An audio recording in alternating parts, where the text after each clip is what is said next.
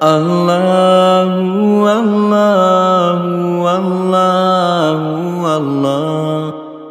Bismillah wa salatu wa salam ala rasulillah wa ala alihi wa ashabihi wa man tabi'ahum bi ihsanihim ila yawmiddin. Assalamu alaikum wa rahmatullah. Bonjour à tout le monde et aux chrétiens qui vont suivre cette vidéo.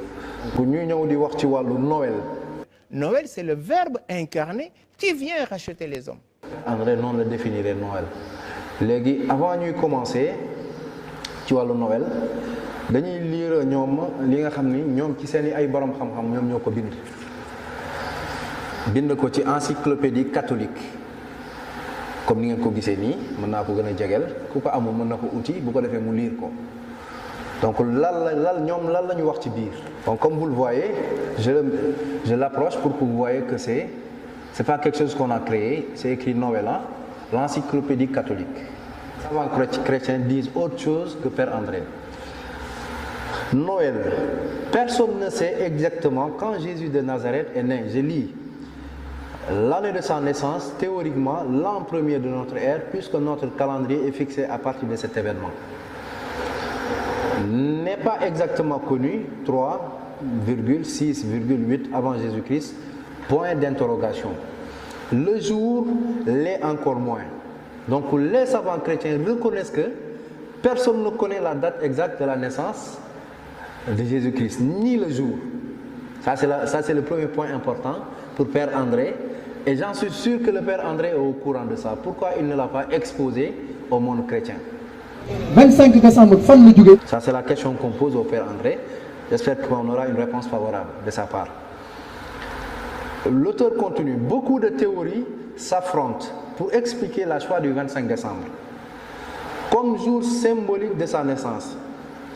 Écoutez bien, il est probable que le jour choisi a été celui du solstice d'hiver.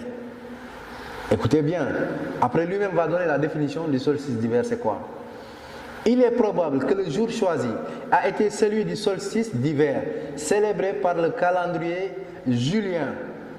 Le calendrier julien le 25 décembre.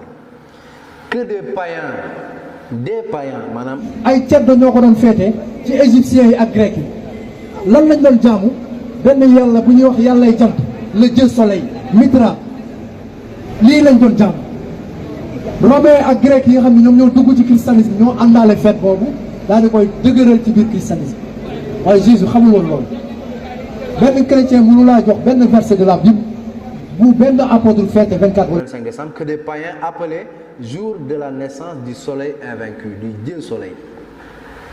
ceddo yi lan lañ doon fêté 25 décembre balaa Jésus di juddu te fa la feetu Noël jóge te ñoom ñoo ko waxal seen bopp de ñoom chrétiens yi ñu ne ay ceddo ñoo doon fêté la naissance du Dieu soleil invaincu ñoom ñoo ko bind ci seen téere te lii Père André jàpp na ni sañu ko wax chrétiens yi ndax bu ko waxee chrétiens yi dëggu dinañ bàyyi feetu Noël ndax feetu Noël nekkul feet bu jóge ci yàlla waaye ci ay ceddo la jóge.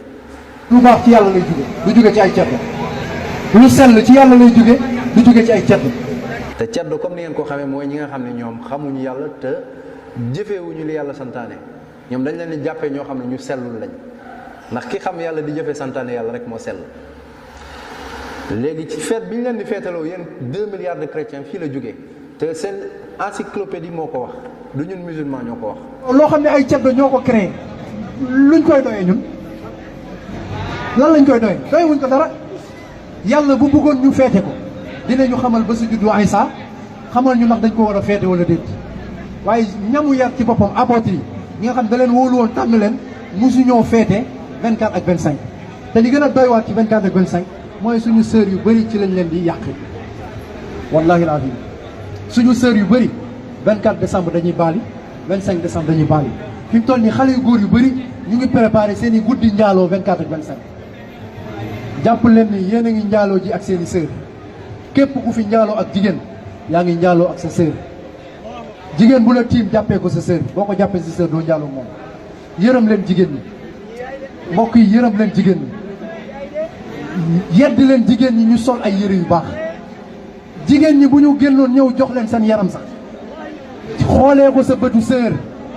parce que wallahi yow bëggoo kan moo bëgg fi ñu tëdd ak sœuram yow bëgg ñu tëdd ak sa sœur góor gi bëgg nga ñu jot ak sa doom lan moo tax ñuy wëlbati ko di ko def doomu jàmbur yi lan moo tax ñu koy def. Je continue à lire.